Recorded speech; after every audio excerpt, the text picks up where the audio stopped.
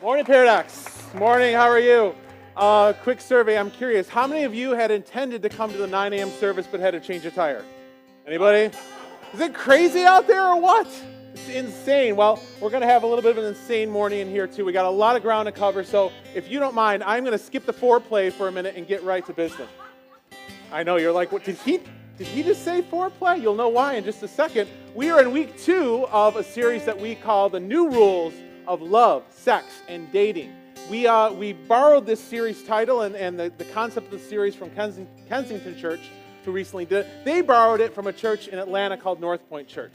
The lead pastor and main communicator there, Andy Stanley, wrote this book that they based it on. Not surprisingly, it's called The New Rules of Love, Sex, and Dating, where Andy kind of takes apart what the current rules of our culture say about relationships, and specifically in these areas, and how we need some new rules, which ironically, as we'll come to see, are very much the old rules in the first place. So that's what we're going to do this morning. Before we go any farther than that, though, and let me say, yes, if you didn't catch it, this is week 2. This is the sex talk, okay?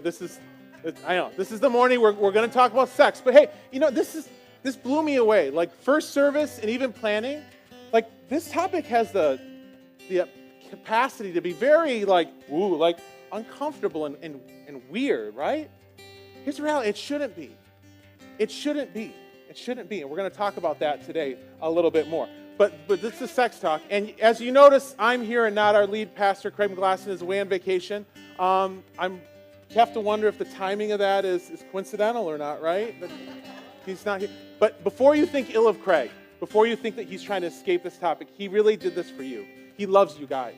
And he knows that he wants the expert communicator on this subject to take the stage. But he wasn't available, so I'm here. So we're going to have a lot of fun this morning. Before we do this, 2 quick housekeeping things. First of all, if there's any kids in this room, we are going to talk, not crassly, but we're going to talk frankly about sex this morning in no uncertain terms. So if you have any kids here, this might be a good morning for them to check out The Journey, where I promise we will not be talking about sex. And a good time to escape the room if that's you. If you have older kids here, maybe 12, 13, maybe this is the time. Maybe this is going to be good for them to hear and can lead to a discussion. Or if you're listening online, maybe this will help you with the discussion you need to have. The second thing I want to do right now is to pray. We always want to open our messages and just invite God to the stage, invite God into our hearts. God, I want to do that right now. Jesus, we love you. Thank you. Thank you for sex. Thank you for this thing that I believe you created for us. And God, help us in the next couple of minutes here to kind of unpack that and understand it a little bit more. God, I'll speak personally for me. This topic has been the biggest source in my life of frustration, confusion, guilt, and some sin, Lord. But it's also been an amazing gift that I truly treasure. Will you please help us, God? I'm also well aware that across this room, we're all in very different places with this topic. Whether people are sexually active now or not, or want to be and they're not, or that's way in the rearview mirror for them, God. Sex affects us all in our day-to-day life, either us directly or someone we love and know. Would you please talk to each of us personally this morning? And speak through your word, speak through me, God, if you're willing, and help me to do that, to speak your truth that we all need to hear, because we love you, and we know you love us. In Jesus' name, amen. Amen. Y'all ready to talk sex? I'm not feeling it from all of you. You know what? Hey, Pat, this music is cool, but I don't know, it feels like a little bit, I think people need a little bit of a pick-me-up this morning. Do you got anything that's a little funner, maybe more sexy? I got something for you, Mike. Droopy. I got something for you. Pat, play me something funky. All right. Droopy. Take a seat. We're good. Here we go. Oh, yeah. That's right, baby. Girl, tonight we're going to make love. And you know how I know, baby? Because it's Wednesday night. And Wednesday night is the night that we make love. Tuesday nights tonight, we go and visit your mother. But tonight's Wednesday night. Tonight's the night we make love. Because everything is just right. The conditions are perfect. There's nothing on TV. The conditions are perfect. You lean in close and you say something sexy to me. You say, I might go to bed. I got to go to work in the morning. I know what you're trying to say, baby. You're trying to say, oh, yeah, it's business time. It's business time. It's business. It's business time. It's business time. Oh, yeah. It's business. It's business time. Yeah. And the next thing you know, we're in the bathroom brushing our teeth. And that's all part of it. That's foreplay.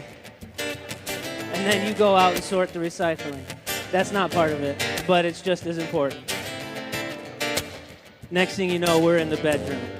And you're wearing that nasty, ugly, old, big, baggy team building exercise t-shirt that you did from your old work. Oh, and it's never looked better on you, baby. Oh, team building exercise 2009. Oh, baby, you don't know what you're doing to me in that t-shirt. I remove my jeans, but I trip over them because I still got my shoes on. So I turn that into a sexy little dance. And the next thing you know, I'm just down to my socks. And you know, when I'm just down to my socks, you know what time it is. It's business. It's business time. And you know, when I'm down to my socks, it's business time. That's why they call them business socks. It's business. It's business time. Oh, yeah. Making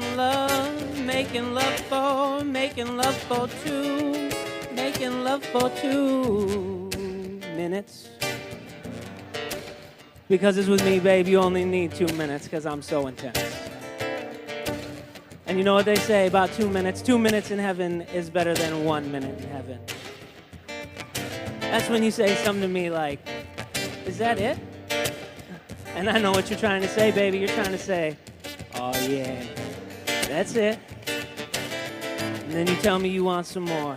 Well, I'm not surprised, but I am quite sleepy. It's business. It's business time. And business hours are over now, right? Right. It's business. It's business time.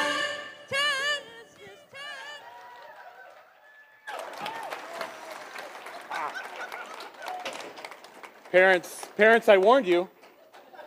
Don't say I didn't warn you. Wow, I had no idea your voice went that high, Droopy. That was awesome. So I hope you had fun with that. If you're brand new to Paradox, welcome. Welcome.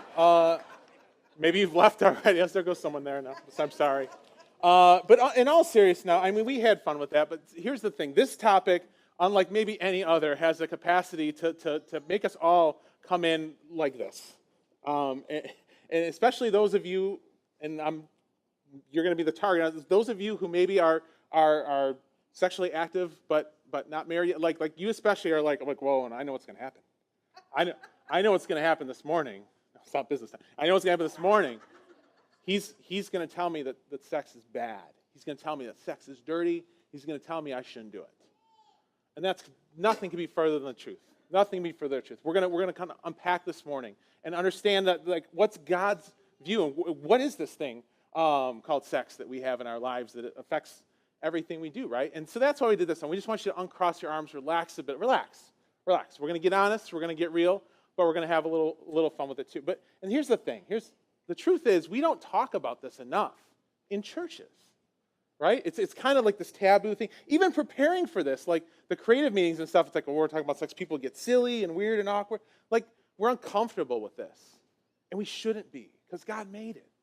And yet we get uncomfortable. We don't talk about it enough in churches. We don't talk about it enough in our homes, right? For some of you, this may be the sex talk. Like, no matter what your age is. It was really awkward. My mom was here the first service. I'm like, I'm having the sex talk to my mom. Like, this is blowing my mind. But we don't talk about it. But here's the thing. For as little as we talk about it in homes and churches, guess who is talking about it? everybody else. Everyone is talking about it. It saturates the media, the TV shows, movies, right? It's everywhere. The radio. I challenge you to turn on the radio and go to a music, not AM 950, go to a music station, a non-Christian, not Smile FM or K-Love. Those are cool stations. Go to a secular and try and find 2 songs in a row that are not specifically about premarital sex, or at least somehow talk about it. You can't do it. You can't find 2 songs in a row that don't do it. It's everywhere. Everyone's talking, and our culture, through that media and through the way we talk about it, informs our view of what it is.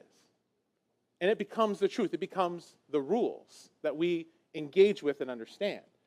And here's some of them. There's a lot of them. I can't touch them all. Here's some of the rules that our culture tells us. Number 1, it tells us that everyone's doing it. Everyone's doing it. Not married, doesn't matter. You should be doing it. If you're not having sex, because let's admit, it's fun. It feels good, right? If you're not doing it, why? You're weird. That's what the culture tells us. Like, everyone's doing it. Here's another thing that the culture tells us. Sex outside of marriage is fun.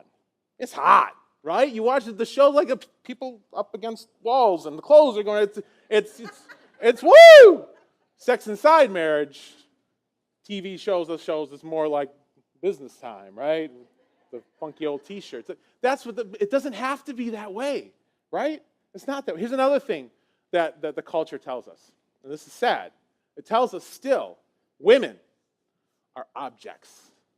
Women are sexual objects. That's what the culture tells us. You would think we're past that, right?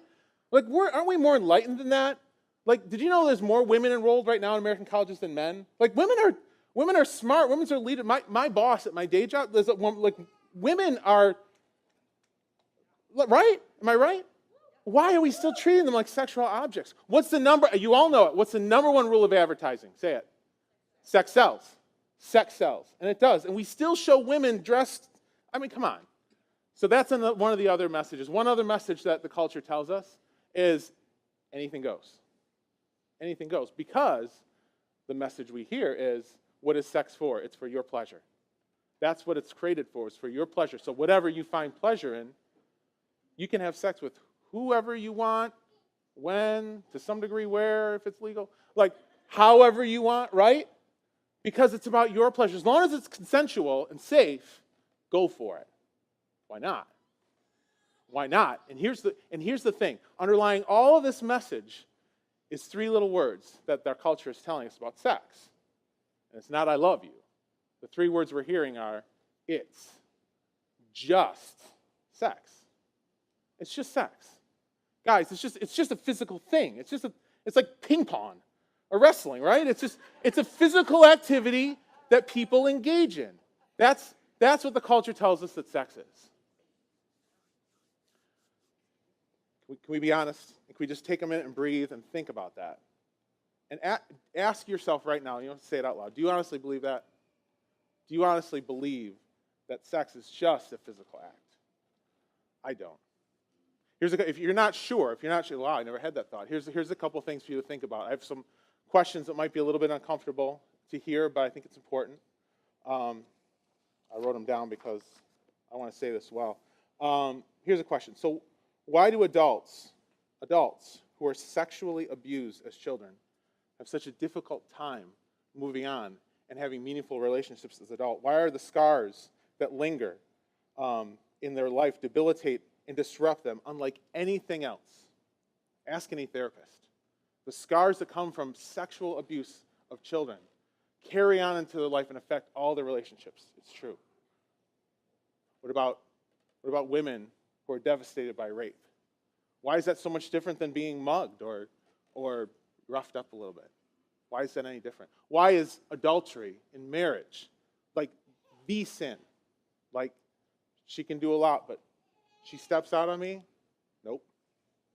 Why? If it's just physical. Why, when you're dating someone, you're not even married, we're just dating someone, you find out they slept with someone else? Like, oh. Well, who cares? The dancing, dating, what? It's just physical. Come on. It's not true. We know sex is not just physical. Right? Can we all agree that sex is not? Here's another one last one. Did you know that men who suffer from sexual addiction, they did studies, Sexual addiction in men. Not just guys like I like sex, like not normal lust feelings, but like men who are deep in sexual addiction. You would think if it's just physical, there would be some kind of physical characteristic, some marker, maybe the testosterone level, something in these men that you can point to and go, that's it. Do you know what the number one common factor is of men in these studies? Hundreds of men. 97% of them experience some type of emotional neglect as a child. Emotional neglect. And by and large, almost every single one of those, the father was not present in the home or was completely disengaged in the home. There's some, we're not going to dive into why, but there's some connection there between a sexual experience and something these men are seeking from this physical act and their emotional side of them, this part of them, their soul. That's not just physical. And this is not a new concept, right? This is not, our culture tells us that's not true, it's just physical. The new rules that we're looking at, hopefully, are saying that it's not just physical, but really, like I said at the beginning, the new rules are the old rules. Let's go back and look at what the Apostle Paul wrote 2,000 years ago about this very topic. So if you turn to your Bibles to the book of 1 Corinthians, and you can go ahead and mark that, keep them open. We're going to be in chapter 6 and 7 quite a bit this morning.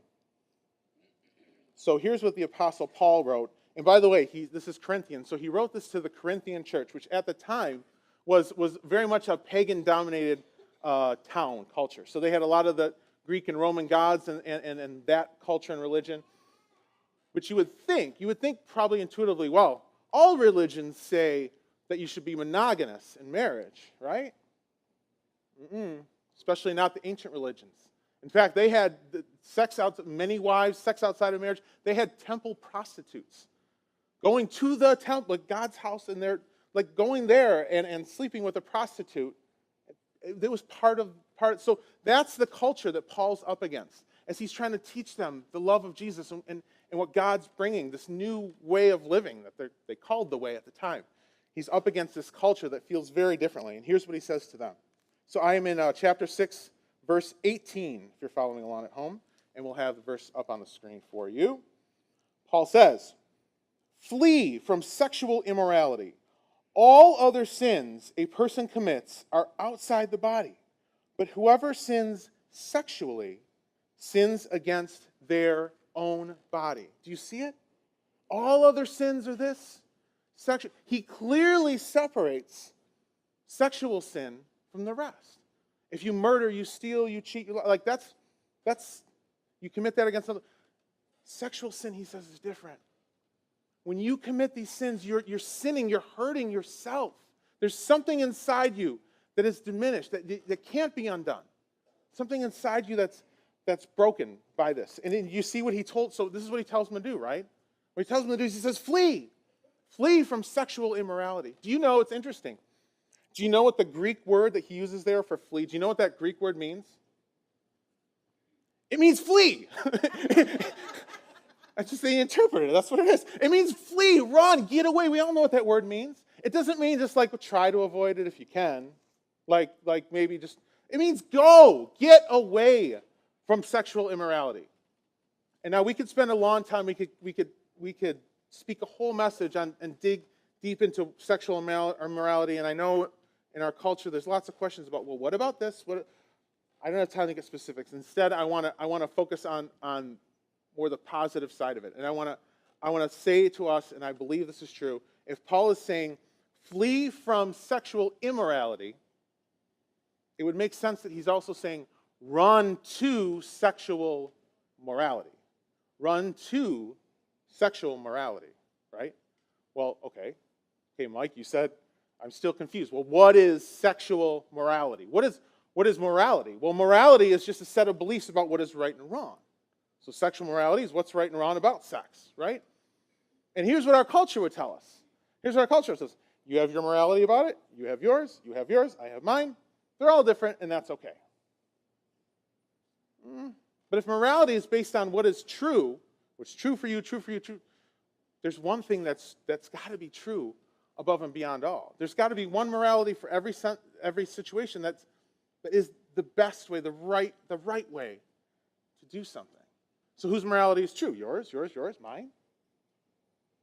let's look at what Paul's morality was. So I'm going to stay in, this is in chapter 7. We're going to, chapter 7, verse 2. So Paul, soon after he says that, he says this. But since sexual immorality is occurring, and it was big time in Corinth, he says, each man should have sexual relations with his own wife and each woman with her own husband. He's pretty clear, right? He's pretty clear about what Paul says sexual morality is. One man, one woman, like you want to engage, you want to be intimate with a person, you want to have sex, you and your wife. No one else. Wives, husbands, that's it. Okay. But that's Paul. That's a guy, right? That's one guy, right? That was his view. Maybe that's not really what God says. Maybe that was Paul's suggestion. Maybe he was speaking just to the church in Corinth because they were kind of jacked up with their views of sex and weird out. Let's see what God said himself. If you flip back a little further back to the book of Mark, and let's read the words of Jesus when he was asked by some of the Jewish leaders. And they were asking him about divorce, but I believe in his reply, he gives us a clear picture of God's view. So we are in the book of Mark. Mark is the second of the Gospels in the New Testament. Chapter 10, we're going to look at verses 6 through 9. Jesus says this, but at the beginning of creation, God made them male and female.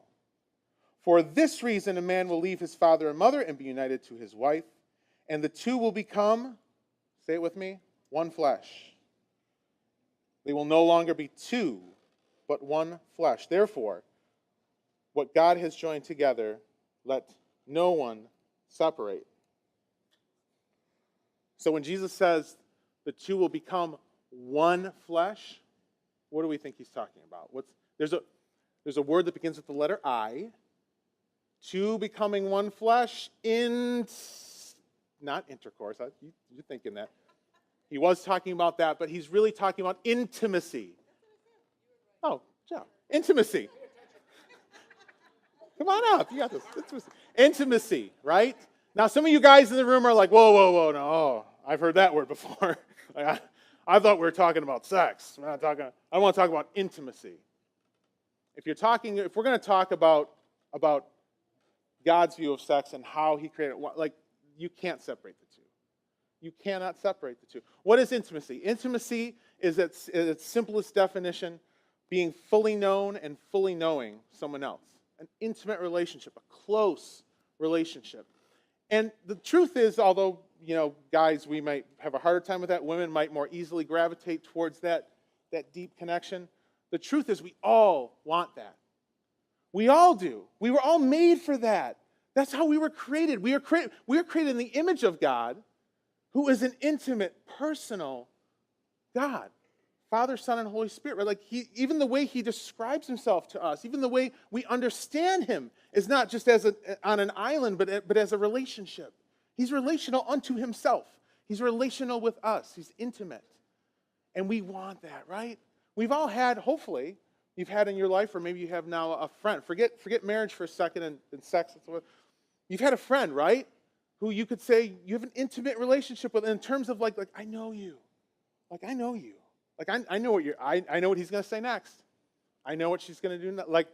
Not just knowing that person, but accepting them, being accepted. Having that friend where you can have a bad day, you can say something stupid, you can say something to them you shouldn't have said, and it's okay, man. I know you. I know your heart. I know what you meant by that. We're good. We want that. We want that intimate relationship. And we can have it. That's how God created us. So where does sex come in? Where does sex come in? I believe that the Bible says what Jesus is saying. Therefore, a man will leave his father and mother. Right? And this culture, this is getting married. This is the formal, I'm taking a bride. We're leaving. We're coming together. Marriage, living together. That's what he's talking about. So that's where we're talking about it coming in. Is this? I believe that sex was divinely designed for marriage. It's the icing on the cake of marriage because we have intimate relationships with friends or whatever, but there's something different about a husband and a wife. There's something different about that relationship that God made to create life. And he created sex as part of that, not just for procreation, but to bring life to that relationship. And that intimacy that you can have, where not just at a mental level, like I know you, I'm fully known, but we're physical creatures. So on a physical level, the clothes are off. Like this is it. This is all of me. That intimate relationship, it's a gift. I believe it was designed by God at creation. Just like photosynthesis, but better, right? Like I guess, I don't know, maybe plants really love making oxygen. Maybe they, but I believe it was designed and crafted for us, for that reason. And so the problem is when we use something that's designed for one thing for something else, it doesn't usually go well. If you use a hammer to try and drive in a screw, you're going to mess up everything. You're going to ruin the hammer, and it's not a fit. It's not what it was made for. And so I want to actually, Andy Stanley says this better than I could. So I want to read a quote directly from him as he's tying this reality, that sexual experience outside of marriage and the effect that has, and this is how he says it.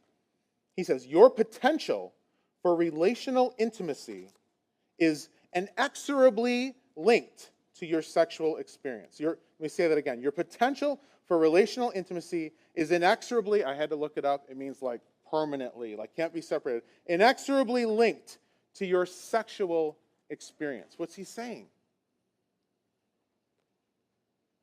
When you have sex with somebody, something happens more than just physical. It's not just physical. It's an intimate connection. You make an intimate connection with that person. And it's an intimate connection that God crafted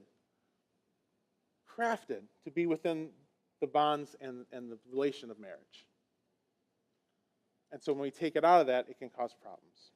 So I want to get a little practical now, okay? I want to speak to some different groups in the room, but first and foremost, I want to speak to unmarried people. And Paul does this, and if you read chapter 6 and 7, and I encourage you to go do that, he speaks to married people, he speaks to unmarried people. I want to speak to unmarried people in the room, whether you've been married before or not.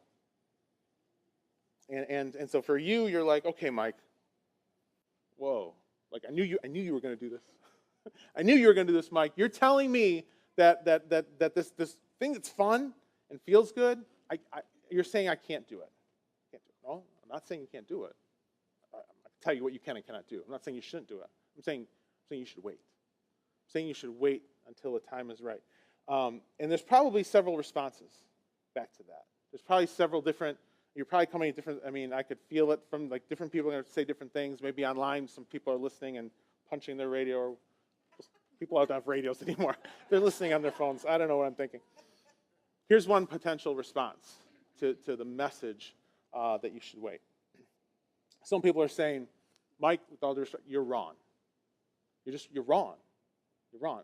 I can't believe that God would create this amazing thing and then tell me that I have to wait and get it. That does not compute with me. I think, Mike, here's what I think. Mike, I think that's your preference. I think your preference is that a person should wait until they're married. And frankly, my preference is, if I'm not hurting anyone and it's consensual, the world tells me I should do it now. That's my preference. Folks, it's not and hear me, if that's you, like, I'm not going to try and convince you. Okay, I want to offer up a different view for you. Just think about this. Like, that's not preference.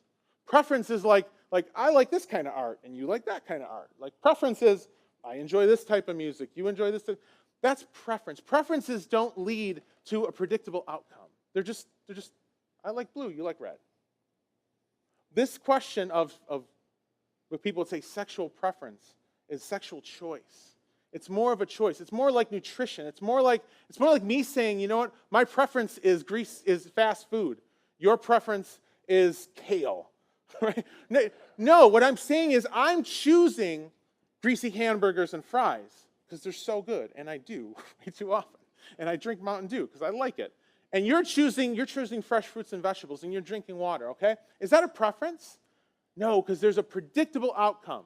There's something that I should know going into this. It's going to happen if I make this choice, right?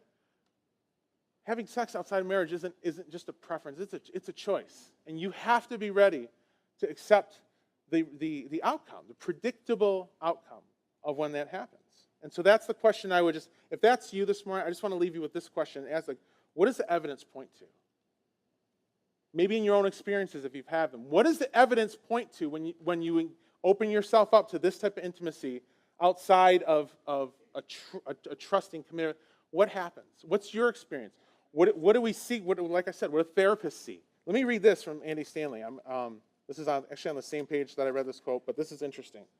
I think we could probably all agree, going back to what I said at the beginning, that children who were abused sexually are like they have problems. They're like, oh, yes, as well they should. We understand that, but listen to what he says here.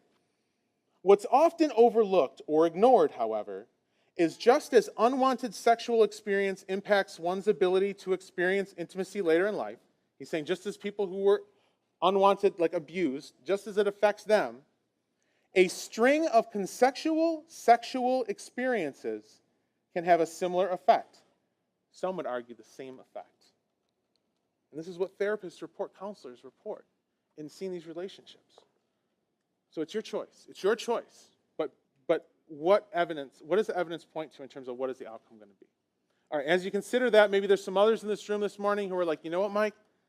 That makes sense. And maybe God's been leading you towards that spot already in your life. Like, yeah, I think you're right. I think you're right. Sex is not just physical. It makes sense that it was a gift and it was created for inside marriage. Mike, I think you're right. I'm down with what you're saying, but I'm just not ready to commit to that yet. I'm not ready to commit to that yet. And for some people, there's many reasons why they could say that. I think there's a couple. One thing I've heard over and over again, and I'll be transparent with you, I've experienced, is the mindset that, well, the person that I'm with, though, I love them. I love them. Like we got a good thing. And it's probably leading to marriage, right? This is the thing. We've almost said as much. Like, I think you're the one. Like, we said those things. Like, so it's okay. It's good. Like this is just an expression. I mean, I can kiss them. Why not, right? So the question there is, if does it? I mean, here's the thing. If you're committed to that person, but you're not married to them, like, what happens if? What happens if you find out something about them that you didn't know before, right? What happens if a situation comes up in life and now your job pulls you here and that person can't leave? Like, things come up and you haven't committed. You're not in that relationship. And now you've said that you're going to do this thing that's before marriage because you're going to get married, but you did it out of order. And there's going to be consequences. And actually, the reality is the closer you were to that person, if then you rip apart, the more damaging those consequences are probably going to be. Here's another reason some people who are sexually active before marriage would say that they're not ready. Like I need practice. Well, I don't want to marry someone and then go into that relationship and not know what I'm doing. That would be awkward. That would be embarrassing. Really? Come on. Okay, any of you, you don't have to show your hands, but like when you had sex for the first time, hopefully it was in America, did you not figure it out? Did anyone did any of you leave the bed going, wow, we have no idea, we couldn't figure it out? You'll figure it out, right? You don't need practice. In fact, believe me, the person who you're ready to commit to, they will appreciate that they get to be the one that you practice with, right? That didn't go as well. Let's try again, right? They'll appreciate that. Here's the truth. Great sex does not make a better relationship. Does not make a great relationship makes better sex. A great relationship will make better sex. You do not need to practice. So here's the question I want to leave unmarried people with as they're wrestling with, gosh, should I be saving? Here's a question I want you to think about. What story do you want to tell? If you are leading towards marriage, and most people say they want that intimacy, they want the marriage connection, not just for sex, for everything else that it brings. If you're leading towards that, there's going to be a moment in time where you have to have that conversation with the person, and it's going to come up. You're going to talk about your sexual past. It's going to happen. What do you want your story to be? Here's one story. Babe, I want you to know, I thought about this moment, and I love you. You're awesome. So for you, I had many sexual relationships with many different partners. I did things, I wanted to just know what to do, so that all of this I could do for you. Like, so that I could be the best lover for you on our wedding night. Women, do you want to hear that? Men, do you want to hear that? Is that the message you want to receive?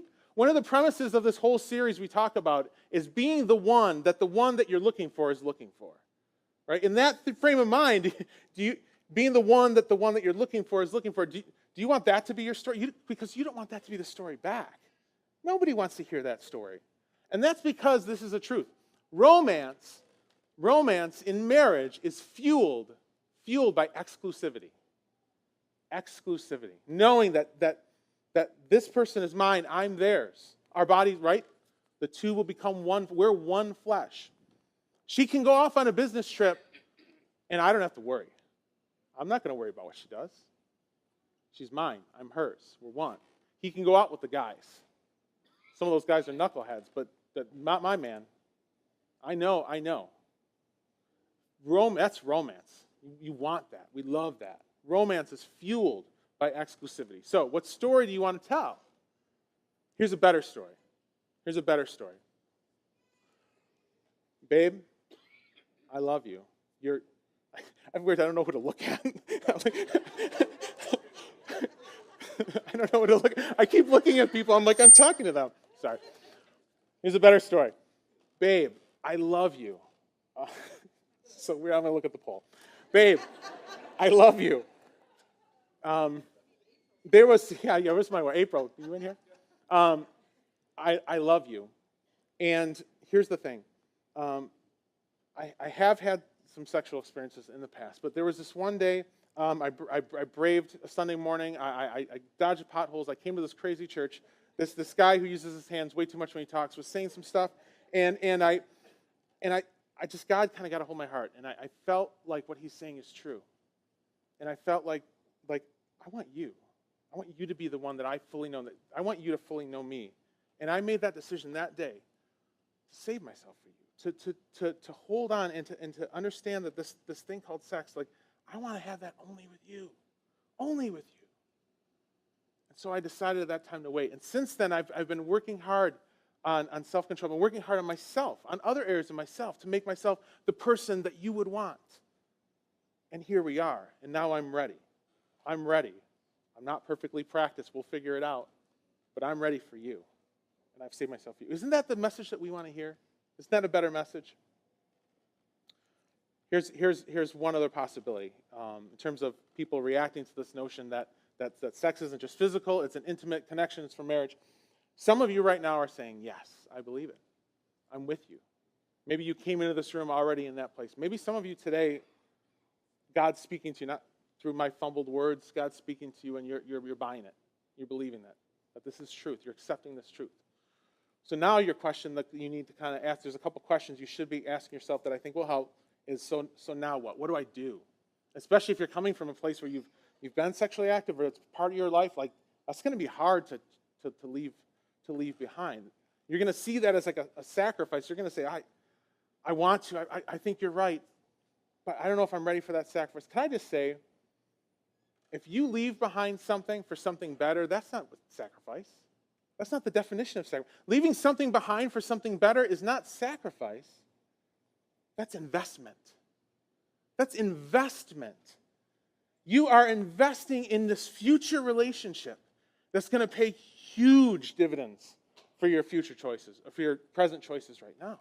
You're investing in that future. So some of you, as you're entering into this, should be asking yourself a couple questions. One big question, and this is a practical tip here for you. Ask yourself now, what are my boundaries? What are the things I'm going to pre-decide now that I'm not going to do when the time comes? Because, guys, if the time that you're going to decide to figure this out is when you're alone with her in a room and she closes the door behind her, she gives you that look, bites her lip and looks at you like, you're done. You're not making that choice at that time. You have to decide now, I'm not going to be alone in a room with a woman. I'm not going there. For example, those are the types of, it's different for you. Think through that. Take some time and think about what that would be. And what are the ways that what are you going to flee from? What are the things, like Paul said, you're going to flee from so that you can run to what God has for you? I've got one other I want to touch on, and this is last couple days I debated hard whether to bring this up or not, and I did it first service and it went okay. You tell I'm drinking water. I'm like, oh. But I felt it would be disingenuous to talk to you about fleeing from sexual immorality, especially unmarried people, and not bring this up. And that is the topic of masturbation. And yes, I said the word. Like, oh, you say that? Hush fell over the crowd, right? It's the type of thing we don't talk about enough. Okay.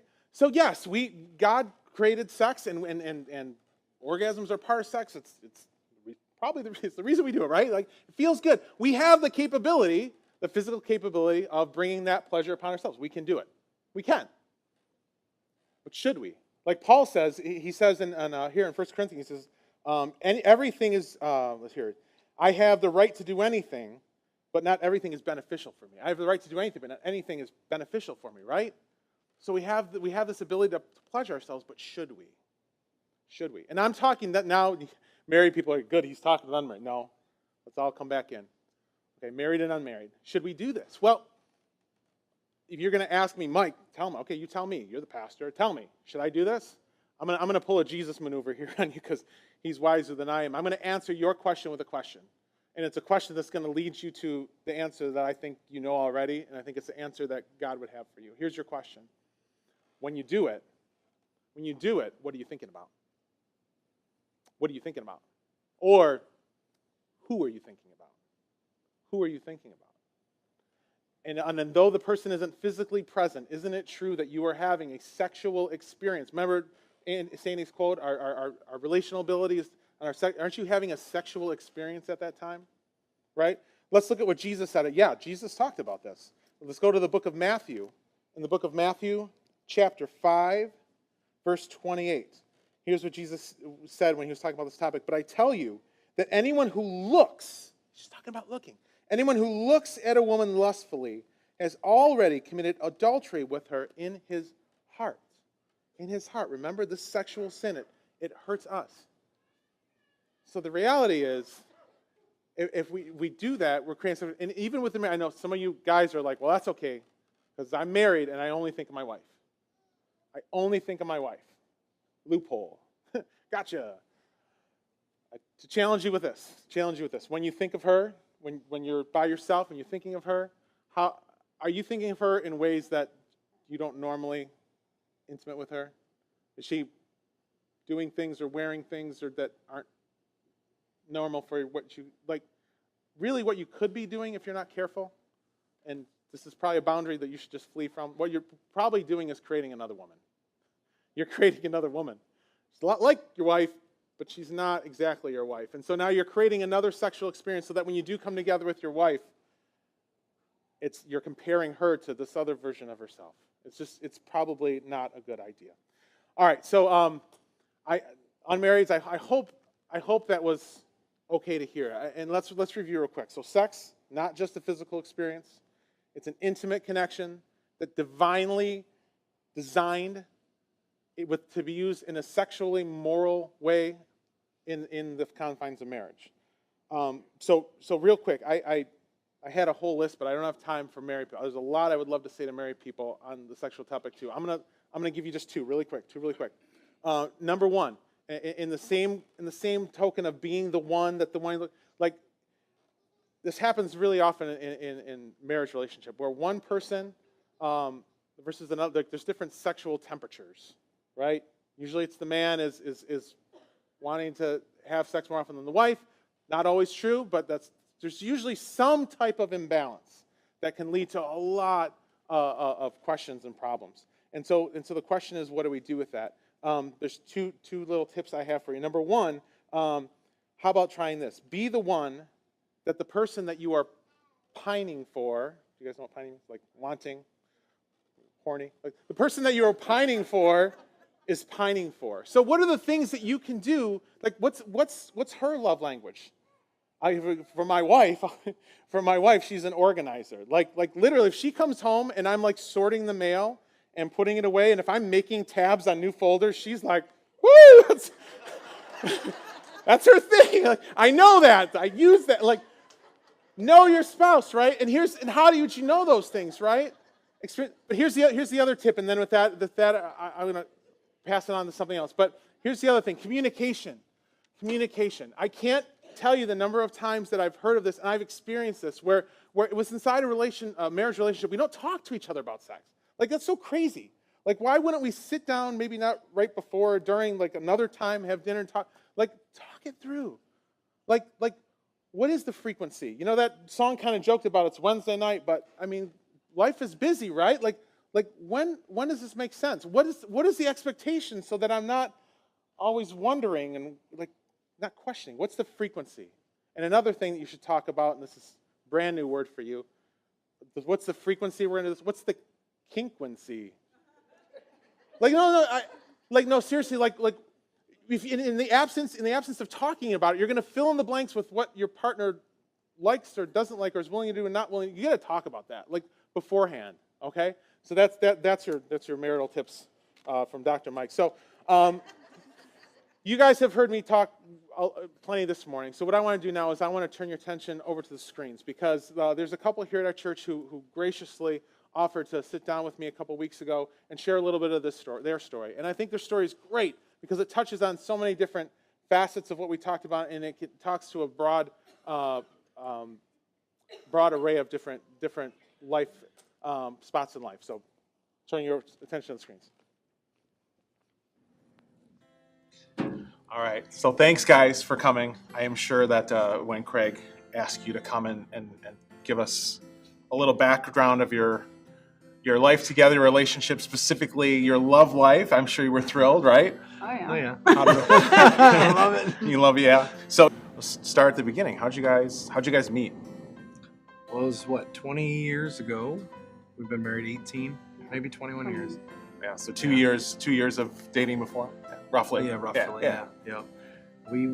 I walked into a restaurant. I was working there. She was working there. We became really good friends for about 6 months or so.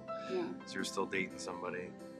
Cool. And then, our friendship just kept growing, and she realized I want to date my friend. Yeah, exactly. exactly. And at some point, the friend turned into friends with benefits.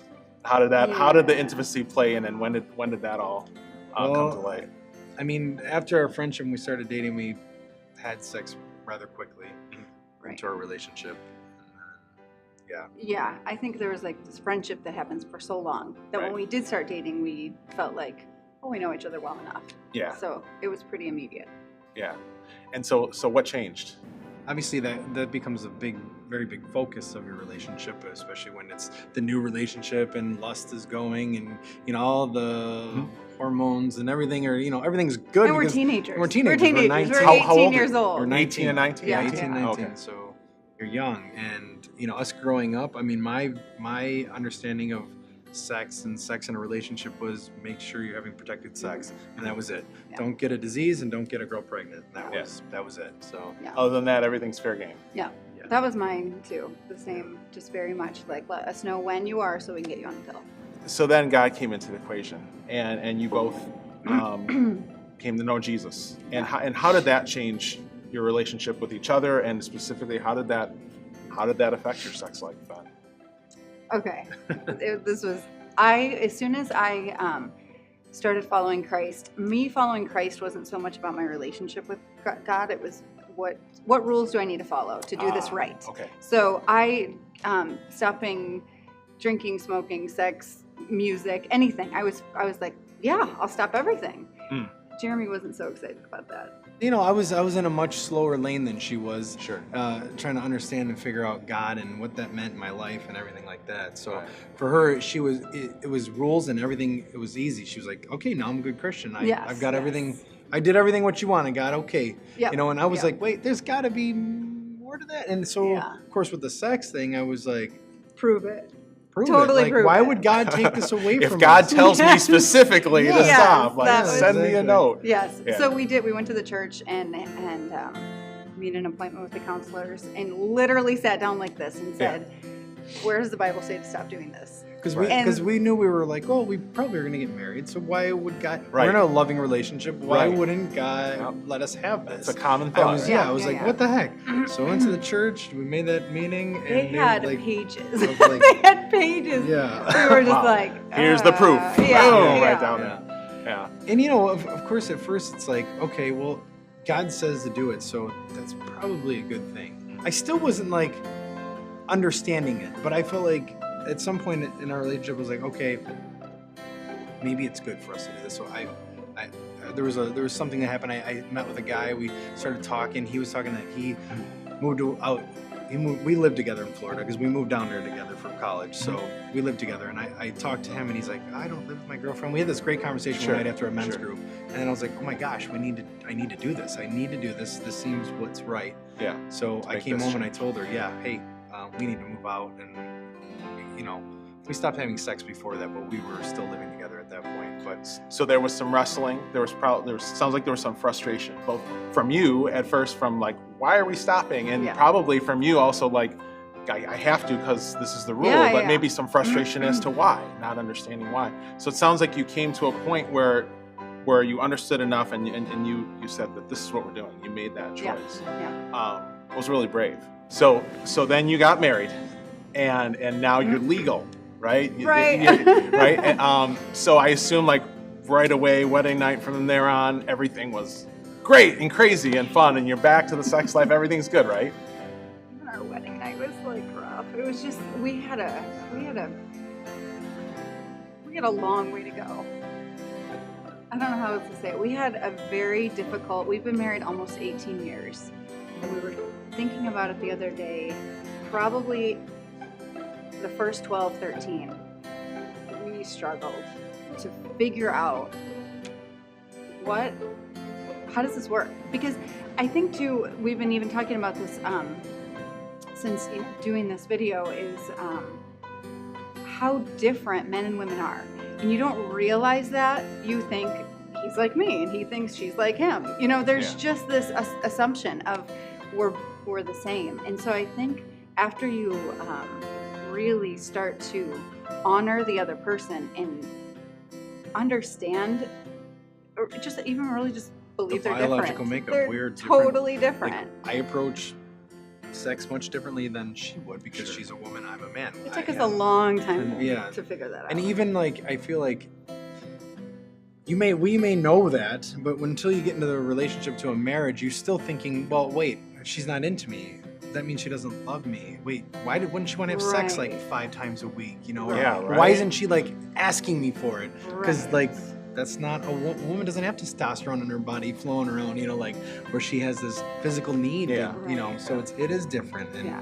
it's emotional and there's a lot that goes into it. But So then, safe to say that right after marriage, it wasn't all No, it was not. It fireworks right away. It took No. took a It while took to build was a that. long, long time. yeah, I mean, we of course still it was our marriage. I would say probably was great. You know, it still looked good. Mhm. We never it Yeah. was never a real like, oh, this is terrible. What are we gonna do? But there was a what are we gonna do? Because Yeah, it there was like, always a we knew kind it was of a not problem. right. Yeah. Like, yeah, Hmm. we knew it could. This was not as good as it gets. Like it was more of a duty for me, and for him it was like a struggle. Like, why don't you want this? Yeah, And so that was rough. I think it's safe to say probably that you would agree. Like it can really mess with your mind in a lot of ways. Oh, totally. Right. I mean, sex and like you say, like, well, why doesn't she feel how I do it? Like that can really mess with you. What would you say then to a couple who is married, maybe newlyweds or maybe married a while, having gone through a season of trying to figure out the sexual relationship within marriage? What would you say to them in terms of advice or to help them deal with that frustration of figuring out that part? Honestly, the biggest change was actually on my end of it, like my heart towards Jeremy, my honoring him as a man, my And all of that changed. We really, we put this to part together, realizing we struggled for so many years. What changed it? Because now we really do, just in general, I think this is as good as it gets. And that's, I think it's a good, we're in a really good place. And the biggest change, and people are not going to like this answer because it wasn't some book, it wasn't a certain thing to do. Right. It was me pursuing Christ way beyond the rules, way beyond how am I a good Christian. It was me really wondering, forgiveness and having a heart of restoration, and this major desire for more of him. And that changed my heart incredibly, which, it was like the cycle of change in both of us. So you said that right now you're in a good place, and I love what you said. It's as good as it gets. So without detail, what does that look like for you guys now? Like from an intimacy standpoint, what does that mean that it's as good as it gets? I would say it's just enjoyment. It's like I was going to say enjoy. It's mutual we enjoyment enjoy now. each other. Yeah, exactly. It's Enjoyment. not this and if there's a weird funk of just I can sense something, and it's just this honesty of being super honest of I don't know why I don't want to do this right now. Just give me a day of just who knows. I don't know. Right. Just kind of being honest and him going, okay, I get that. I don't get it, but I get it. That Right. kind of thing. So sounds like you guys found that communication and intimacy that's got you to where you're at. Yeah, and I think that we, for 20 years, even through kids and everything, we've always kept a date night together, and we always now we started this new thing. We have coffee every day when we go from work, so we get to connect on that level too. Yes, a lot of. I know that's No, silly it's things, but intentional, yeah. it's Yeah. been going on for 20 years now. So Yeah. If you're not feeling intimate outside of sex, the Yeah. sex part is not going to be intimate. just becomes physical. So. Right. That's great. That's good advice. Well, I just want to thank you guys again for being willing to talk to me about this and everyone else. So I just think it's so cool that God's clearly blessing your relationship now, and it sounds like it started when you sought intimacy with Him and went from there. Yeah. So thanks. It's a pleasure. It's a pleasure serving God with you guys. It's great. Thanks. Yeah, let's hear it for them. Thank you, Jen and Jeremy. Jeremy to be here. And I'm sure that wasn't easy for them to open up with us on it, so I really appreciate them doing that. Did you see the struggle? Did you feel some of the tension? Did maybe some of you saw yourself in different parts of their story? The one thing I just want to say is it was really cool. Did you hear what Jen said that really made the difference? Was when she went from just following the rules with God to a relationship with Him and really truly understanding I think that probably helped her to understand what it was to love her husband. And she mentioned forgiveness and some things like that. That's where it should start. And I think their path was typical of what our culture tells us is the path. The path that the culture tells us currently is play the field, have sex, do your thing, and then you'll find the person. And part of it will be the sex will be good. Find that person, and then you can love, and then you tell the person I love you. So it's sex, and then it's I love you, and then live together. And then if it's still going okay and you can still stand each other, then get married. And then have all sorts of problems, right? Another thing our culture will tell you is even within marriage, if we get to know your personal walk with Christ, your personal path, that's your thing. That's a personal thing, even within your marriage. Guys, I think that's totally flipped upside down. And I want to close with this thought, isn't it better? Isn't it God's plan that we would first come to know Him? That we'd first come to understand the one who made us, to love the God that loves us, so that we know how to love other people, not just our spouse, other people, and then make the conscious decision that yes, I want to be intimate with another person. I want an intimate relationship. I want a spouse. That's what I want to be part of my life. That's the decision you make next. Then you date appropriately. Find that person. Not just do we connect physically? You'll figure that out. It'll work, right? But do we connect? Do we have common experiences and things that will this work? And then get married. And then have fun. And then allow this sexual experience that God designed for intimate connection with the marriage to play itself out in a beautiful way. Let's pray together. God, I just pray that your word came through this morning. I pray that those who heard it received it well, and that you spoke to us each what we needed to hear this morning. God, I pray that for those who've made a decision to change some aspect of their life and their sexual life this morning, God, that you would help them to follow through with what they've resolved to do or to not do. Jesus, would you do that in your holy and precious name? Not because you love us so much and you want what's best for us. We know that. We believe that. Thank you. Amen. Before I turn you loose this morning, I just want to shift gears just slightly. Pastor Craig has recorded a video message of something that he's very excited about and wants to share with you. So go ahead and take a look at the screen. Hey Paradox, good morning. So I'm sending you a really quick video this morning while my family and I have been away for the last couple weeks getting some much needed R&R. Do you want to show them where we're at, girls? Where are we at? The Grand Canyon. So this is where we have been for the last couple days. We've just been out west enjoying some time with each other and getting refreshed a little bit. So that's why I'm sending you this text this morning. And by the way, for those of you that are wondering why I'm not taking my glasses off, that's why. It's so ridiculously sunny.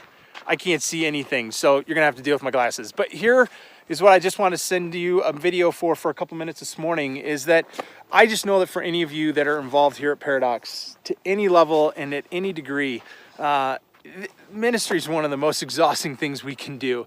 It's labor intensive, it's people intensive, and all of us, I think, here at Paradox on our staff want to do a better job this next year of pouring back into the people that make Paradox happen. You've probably heard us say a lot of times that the phrase, you are Paradox. And if you're involved here at any level at this church, then there is only a church because of you. And we want to do a better job as a staff here of investing back into you and pouring back into you. So this next year, we are going to hold 4 different events called the Pit Stop. And it's just going to be a chance for us to gather together as the community of people that make Paradox happen, have some fun together, talk about some of the business that we may need to, but also deal with some leadership issues that will continue not just to hopefully encourage us, but also make us better leaders and a stronger team that's leading this church. So I don't have a lot of time this morning, but I just want to tell you a little bit about that I'm really excited. It is one of the things I am most excited about as we head into this next year. So Mike Nank is going to give you more details about it, and I just hope to see you at the very first one that we will do in the next couple of weeks. So everybody say goodbye. Bye. We'll see you next Sunday. Bye-bye. All right, don't worry. I'm not going to give you a lot of details, just 3. Number 1, it's going to be March 7th. That's a Wednesday night, starting at, I believe it's 6:30. Don't hold me to that, but there'll be lots of communication out. But March 7th, mark your calendars. The other thing to know is there will be dinner. We're going to eat together in here with some tables as well as go through some stuff, so there will be dinner. We're going to try and cover that cost. If you can bring $5 for that dinner, that would be great. And childcare will be available. Free childcare available that night. Those are your details. The band is going to go ahead and play us out, but we're past time. So if you're ready to go pick up your kids, go ahead and do that. As the band is playing, if you just want to sit and reflect on anything, if you want to come up and talk to me, I'll be here. We're going to have some members of our prayer team come forward if you want someone to pray with you. So as the band plays, feel free to do what you need to do at this time. Paradox Church, you are loved. Have a great, great day.